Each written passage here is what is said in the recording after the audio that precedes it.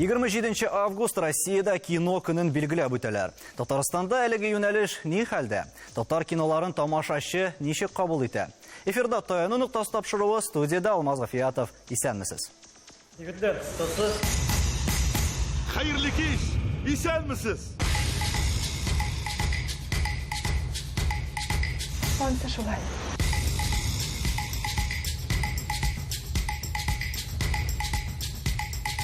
А это Сонас. О, твой.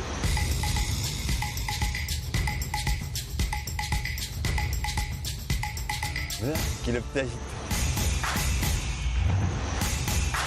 Миссия выполнена. Больше ничего не нужно. Хәерле кич, мөхтәрәм кунаклар, еңелек кагыйдәләр белән таныштырып үтик. Алда яңгыраган фикергә сез мөнәсәбәтегезне төймәләр аша да белдерә аласыз. Кызыл килешмә белгесе, яшел килешү һәм ак ул нейтралитет белгесе.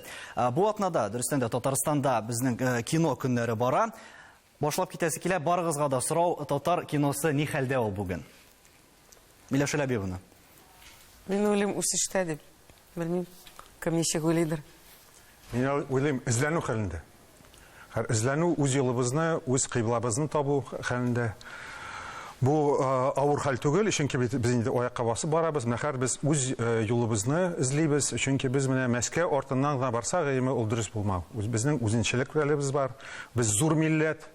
Безнең тарихыбыз бар. Менә шуңа күрә бүгенге киноның формасын, ул халыкка якын булсын, ул халык йөри торган кино булсын. Теге менә авторский кино дип әйтәләр, теге фестивальләрдә генә күрсәтә торган кино булмасын иде ул. Халыкка якынрак булырга кирәк. Залларны тутырырга кирәк. Төп максат безнең. Дөрестән дә күпмедер дәрәҗәдә боз кузгалды дип әйтеп буладыр, чөнки хәзер теләгән һәркем инде фильмнарда төшерә ала. Татарча беренче ситком төшерә башлады безнең телеканалда да. Шулай ук инде чит ил вәкилләре белән дә бергәлектә безнең татар киноларын төшерә башладылар. Бу барлык эшләрдә зур адымнар белән атлау дип бәяләп буламы? Ничек уйлыйсыз, Насур әфәнде? Бүгенге көндә татар киносының хәлен тагын да кабатлап әйтәм, ул балачага хәлендә. Без кай вакытны хәтта Казанская сирота кебек хәлендә. Без тегендә килеп бәреләбез, монда килеп бәреләбез, ләкин иманым камил, татар киносын бик яхшы, бик әйбәт киләчәк көтә. Икенче төрле булмаячак та. Ләкин бүгенге көндә без әле аяклану хәлендә генә. Хәзерге фильмнар нинди алар, Мансур әфәнде? Драматург буларак та сезнең фикерне ишетеп китәсе килә. Фильмлар төрле жанрларда төшерелә. Чөнки мин әйтеп киттем, безнең эзләнү бара. Нинди юлдан барырга менә безгә? Мәсәлән, комедиялар төшерелә, Салават Юзеев комедиялар төшерелә. Менә Миләүшә Ләбиевна ул классикага күбрәк мәрҗәгать итә, прозага, безнең менә проза әсәрләренә, шуннан эзли менә темалар, шуннан эзли юл. Аннары бар инде менә коммерция Барыкин безнең режиссер, ул коммерческий кино эшләргә тырыша. Менә бөтен кеше шулай эзли, кайсы юлдан барырга. Менә бу бик урынлы һәм менә нәтиҗәсе булыр дип уйлыйм мин. Миләүшә Ләбиевна, чит ил вәкилләре белән төшерә башладыгыз фильм. Ниндирәк яңалыклар турында әйтә аласыз һәм бу аерым яңа адым дип бәяләп буламы моны фильмнарның үсешендә Татарстан фильмнарын? Әлбәттә, әле моңа кадәр чит ил белән бит әле кино төшергәнбез юк, менә шундый дәрәҗәдә. Бу Үзбәкстан белән берлектә Сөмбел дигән фильм, моның башында Илфат тора, чөнки ул Зифа Кадырова әсәренә нигезләнеп, без бергәләшеп сөйләштек тә, ул иң беренче ул сценарийны язган инде, әлбәттә, ул хәзер үзгәрде инде. Аны Илфат та белә үзе, чөнки Үзбәкстан белән эшли башлагач, безгә анда үзбәктә төшерелгән сәхнәләрне азрак киңәйтергә туры килде һәм яңа персонажлар кертергә туры килде. Чөнки Үзбәкстанның шундый шарты булды, яртысы Татарстанда, яртысы Үзбәкстанда төшерелә. Һәм шул шартларда без эшлибез. Бүгенге көндә Татарстанда съемкалар бетте, Үзбәкстанда 30 августтан башлана инде Бухара шәһәрендә. Алла берсе Алла теләсә, менә шул төшереп бетергәч, бәлки тагын бер ярты ел кирәк булачак әле эшкәртергә. Шуннан соң бәлки премьер белән чыгарбыз, иншалла. Үзбәкстан вәкилләренә ниндирәк уңай якларны үзегезгә алдыгыз һәм алар бәлки инде фикерләр белән уртаклашканнардыр. Алар Татарстан киносын төшерү үзенчәлекләрен ничекрак бәялиләр? Бик яхшы бәялиләр, чөнки безнең хәзер Татарстанда режиссерлар да бар, яшь режиссерлар, ярдәмчеләре бар, тавыш операторлары бар, операторлар бик күп. Чөнки Казанда бит инде 12 ел дәвамында безнең факультет эшли бара. Шуңа күрә безнең хәзер менә бу любой төрле командаларда эшли торган хезмәткәрләр бар. Һәм монда да Татарстанда эшләгәндә Үзбәкстаннан бары тик актерлар гына килде һәм режиссер. Рашид Маликов ни өчен безнең өчен гыйбрәтле һәм тәҗрибә тупларга нигез бар. Чөнки иң беренче чиратта мин аның сценарийына күз салган идем. Чөнки бездә әле менә сценарий язырлык кешеләр санаулы. Шуңа күрә менә ул тиз арада эшкәртеп чын кино сценарий ясады. Сез менә әйттегез санаулы дип, дөрестән дә кадрлар мәсьәләсе ул актуаль бүгенге көндә. Әгәр дә без карыйбыз икән, мәсәлән, шул интернеттагы фильмнарның исемлеген һәм башка мәгълүматны җыябыз икән, безнең күбесенчә татар фильмнарында бер үк кешеләр. Инде кайберләр сценаристлар, продюсерлар бар. Марат әфәнде, бүген җитәрлекме продюсерлар, шул композиторлар татар фильмнарына, әллә инде Татарстан ул яктан ничектер шикләнгән дип уйлыйсызмы? Ну, миңа калса, сценарийлар алар һәр вакыт яз. Бездә дә шул хәл, Мәскәүдә дә шул хәл. Әйбәт, яхшы сценарий алар санаулы, барбер ничек булса да. Шулай итеп, бездә кадрлар буенча, бездә Аллага шөкер бүгенге көндә бөтен кадрлар бар. Операторлар, режиссерлар, сценаристлар да бар, күп булмаса да баралар. Ләкин аларны берләштерергә кирәк. Менә шулай була. Бар сценарий, но режиссерга ул шабытмый. Нәрсә өчендер? Ну, просто аерым мнениелар бар. Менә бусы шуй, бусы шамый. Аларны берләштерсәң, алар эшлиләр. Әйбәт иттереп эшлиләр, Аллага шөкер эшләргә була. Һәм аерым дулкын белән әле безнең яшь режиссерларыбыз да килә. Рафил әфәнде, бүген киноны ничек төшерәләр? Һәм элек мәсәлән инде дәүләт тарафыннан ярдәмсез киноларны төшереп булмаган. Хәзер гади генә әйтеп әйткәндә, әгәр дә синең техникаң бар икән, хәтта кәрәзле телефоннарга да төшерүче режиссерларыбыз бар. Менә бу хәл ничегрәк? Яңа киңлекләр ачылдымы режиссерларга? Хәзерге вакытта, элекке белән чагыштырганда, монда бик күп профессионаллар бу өлкәдә, күп кешенең ничә еллар буе җилкәсендә тәҗрибә тупланган. Без бу рынокта, киноиндустрияда бик әле күптән түгел генә. Хәзер төшерү өчен барлык уңайлар да бар.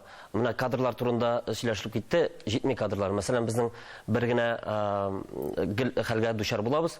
Һәрбер фильмның үз операторы булырга тиеш. Аның эшке халәтенә карап сайлыйсың. Чөнки динамикага кирәк, кешенең эшке халәте операторның туры килергә тиеш. Барыбер шушы энергетика камерада күренә ул.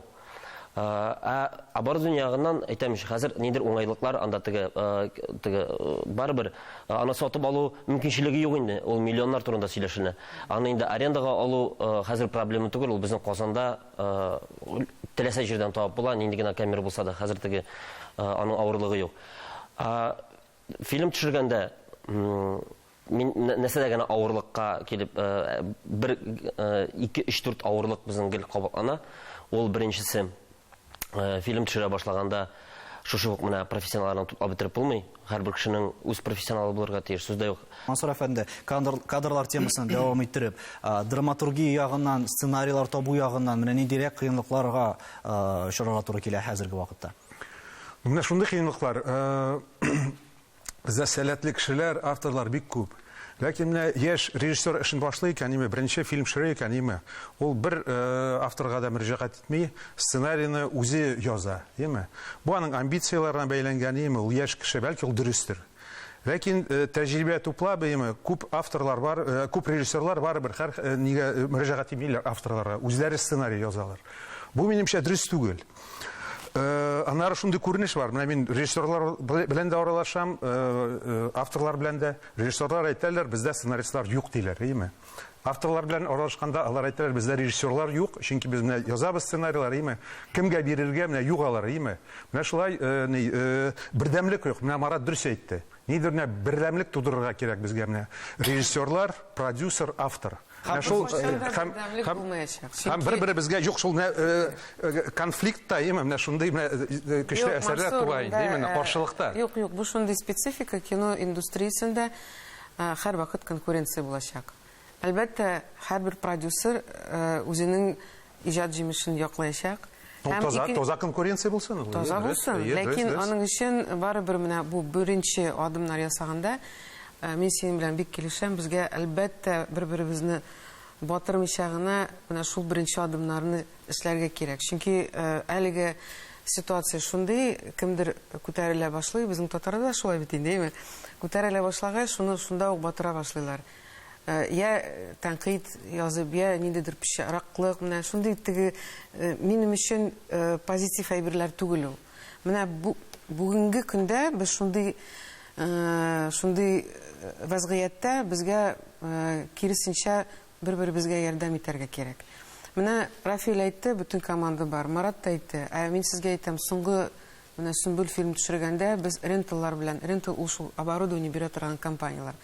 Алар киресенчә әйтәләр, Казаннан яхшы операторлар, яхшы техниклар, камераны караучы шул специалистлар, хезмәткәрләр, алар бөтенсе китә. Чөнки безнең Казанда һәм республикада менә шул дәрәҗәле һәм тәҗрибәле кешеләр эшли алмый, чөнки акча юк. Анасы акчалы итә торган проектлар да рәттән чыгып тормый. Һәм аларны Мәскәүгә әлбәттә чакырган сайын алар китәләр. Мин сезгә 5-6 бик яхшы операторны әйтә алам, ал хәзер Казанда түгел. Тагын бер яңалык, ул безнең әле телеканалда башланып китте Татар ситкомын төшереп бетерелде. Ул Илфат әфәнде, ничегрәк үзегезне яңа юнәлештә сынап карадыгыз? Ниндирәк үзенчәлекле яклар булды гадәти төшерүләрдән тыш? Аллага шөкер, бик кызыклы булды. Әйбәт, бик рәхмәтлемен җитәкчеләргә. Павильоннар төзелгән. Үзебезнең татар милли артистлары, үзебезнең режиссерлар, авторлар, менә ничектер мин Мансур абый һәм Марат белән килешәсем килә, дөрес, әйбәт әйтәләр. Безгә менә бердәмлек җитми дип әйтәм инде. Менә бу ситкомда ул бердәмлек була башлады кебек инде, тоелды.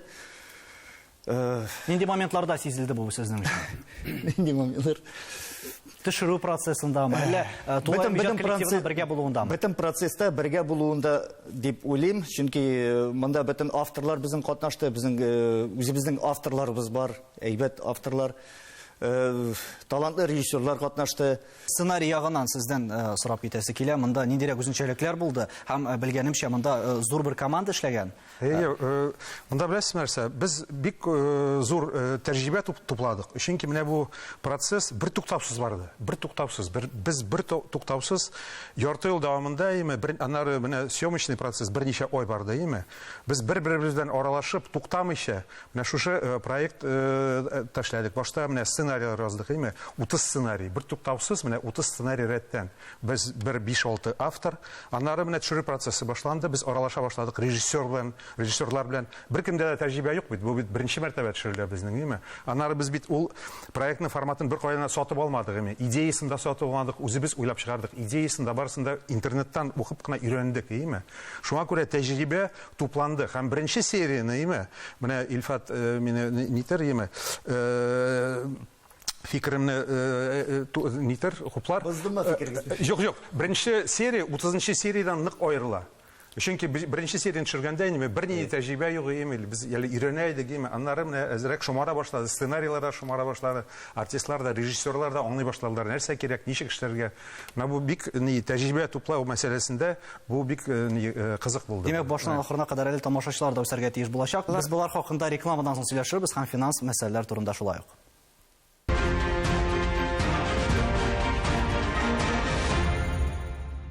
Татарстан Яңавастыр телеканалында таяну нуктасы тапшыру һәм рекламага киткәнче безнең әлбәттә инде фильмнарын төшергәндә беренче урында торган дип әйтергә буладыр инде. Моны финанс мәсьәләсе хакында фикер йөртә башладык. Дөрестән дә бүген төп мәсьәлә шуңа барып тоташамы? Әлбәттә инде монда башка кадрлар мәсьәләсеннән читләшсәк. Насур әфәнде, сез ничек уйлыйсыз? Кадрлар бар, җиһазлар бар, акча кирәк. Кайдан табырга акча? Акча каян табырга? Әнә без шундый халәттә йөрибез. Теге аякланма бала кебек. Тегендә килеп бәреләбез, монда килеп бәреләбез, акча эзлибез. Кемдер каяндыр табак, кемдер үзенең танышлары аша таба, кемнеңдер танышлары бар, билешләре бар инде, кемгәдер әтәнәләр булыша инде, туганнары булыша. Ул дөрес түгел. Монда булырга тиеш бик нык дәүләт системалы. Дәүләттән булышу булырга тиеш. Режиссерлар Казанская сирота кебек йөрмәсеннәр алар. Аларның профсоюзлары булырга тиеш. Аларның булырга тиеш үзләренең кино төшә торган Мосфильм кебек павильоннары булырга тиеш.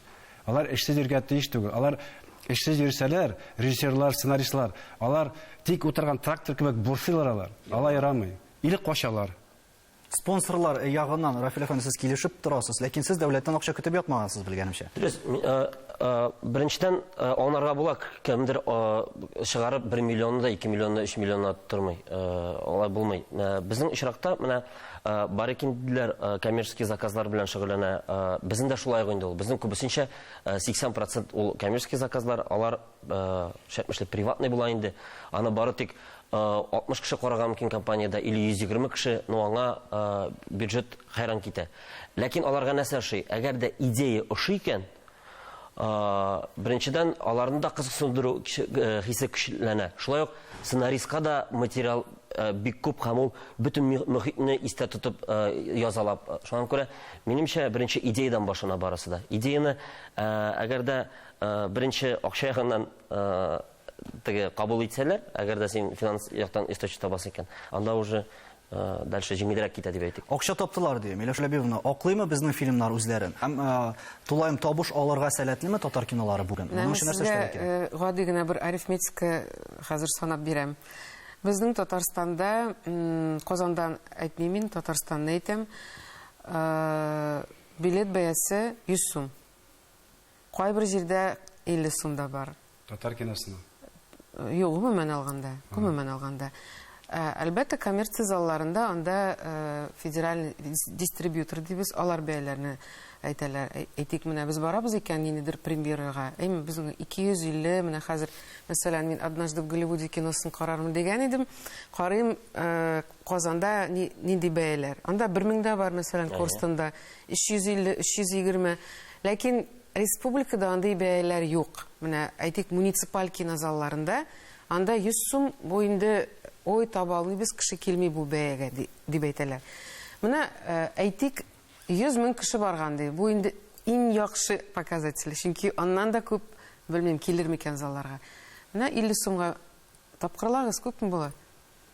Менә шул бөтен чыгымнар, бөтен булырга мөмкин түгел Татарстанда. Шуңа күрә монда Алексей Барыкин әйтик, ул федеральный прокатка үз фильмын биреп, менә шуннан табыш алмакчы, ләкин анда да менә бу адымда мин теге бөтен расходларын аклады дип әйтә алмас идем.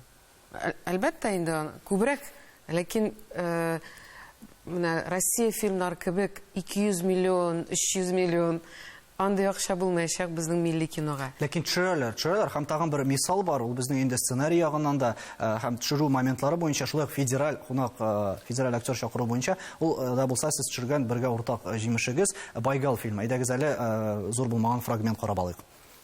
Борын заманда улым Иделдә бик зур бер балык яшәгән. Помогите кто-нибудь! Ямби. Остановилась машина.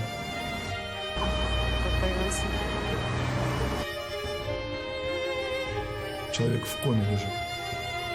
А ваш сын сейчас спит на койке.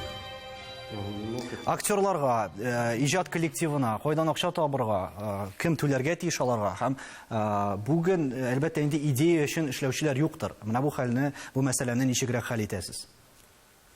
Ничек үзгәртергә була моны? Миңа калса, менә мин чыгып карадым, Молла фильм белән чыгып карадым федеральный ситларга. Аларга без кызык түгел, гомумән. Менә Миләүшә Ләбиевна әйтте, ул татар кино эшләре турында әйттегез. А федеральный кинотеатрлар, аларга без кызык түгел, кирәк түгел без аларга. Алар бер сүз әйтәләр, 200 миллион булмаса, без шул фильмны алмыйбыз диләр. Әлбәттә, безнең милли кинога андый акча федераль кинотеатрларда булса да, белмим, мин шикләнәм әлегә шикләнәм, белмим, киләчәктә бәлки булыр, ләкин бүгенге киләчәктә ышанып калабыз инде булай булыр дип. Бу көннәрдә безнең Татарстан кино көннәре республикабызда Миләүшә Ләбиевна программада ниндирәк фильмнар бар һәм тамашачы аларны ничек кабул итәр дип уйлыйсыз? Программада соңгы 2 елда хезмәт иткән җимешләребез, ул русча да бар, кайбер фильмнар, татарча да бар, бер төркем фильмнар документаль, Мәсәлән, Салават Юзеевның «Шихаб хәзрәт» фильмы. Аннан соң Илшат Рахимбайның «Сложный узор» дигән фильм. Гөлҗәдә Сафиуллина турында. «Ля Примавера» Светлана Серованың, бу документаль фильмнар. Инде нәфис фильмнарга килгәндә, әлбәттә, без Мулланы күп санлы сораучылар буенча хәзер рус телендә тавышын русча итеп, озвучка дип әйтгәндә, аны күрсәтәбез бу атнада инде. Һәм Байгал сөйләп китте, һәм безнең премьера булачак әле. Эпипе фильмы була премьера. Һәм бер көн тулысынча балаларга багышланган, анда «И в шутку, и всерьез» дигән теге Татарстанда төшерелгән яралаш кебек шундый кыска фильмнар, һәм Алексей Барыкинның «Водяная» фильмы. Димәк, һәр кешегә, тамашачыга үзенә ни тели, нинди юнәлештә карарга тели, аны карый алачактыр. Татарстан кино көннәрендә нинди фильмнар тәкъдим ителәчәк? Аларны сезнең игътибарга тәкъдим итәбез. Кайсыгыз гашыйк?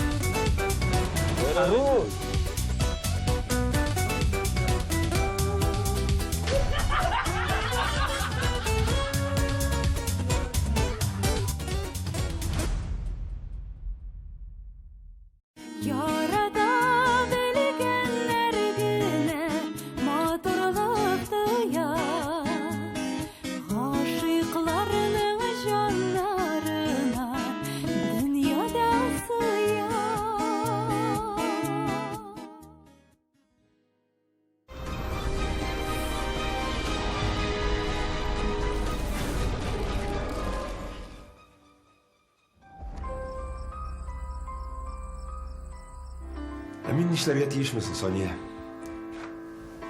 Мин кайттым, ә улым юк.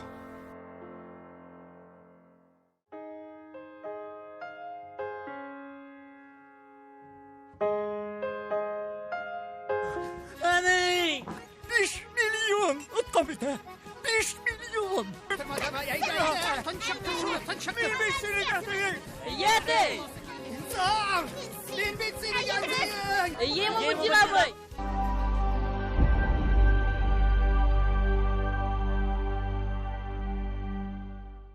Нәсүр әфәнде, татар киносын югары дәрәҗәгә күтәрү өчен сезнеңчә нәрсә таяну ноктасы булырга тиеш? Бик матур эчтәлекле, бөтен дөньяга, бөтен конфессияларга кагылышлы, бөтен дөньяны кызыксындыра торган идея булырга тиеш. Анда ул Африка эчендә кызык булырга тиеш, американецлар эчендә, немецлар эчендә, французлар эчендә, әлбәттә татарлар эчендә. Шундый уртасында аның бер бик ноктасы булырга тиеш, шундый философиясе булырга тиеш эчтәлеге. Булырмы ул киләчәктә сезнеңчә? Әлбәттә. Алла бирсә булырга тиеш. Һәм без дә моңа әлбәттә ышанып калабыз. Татар киносы киләчәктә Голливудтан ким булмасын иде дигән теләктә сезнең белән саубуллашабыз. Исәнлектә күрешергә язсын.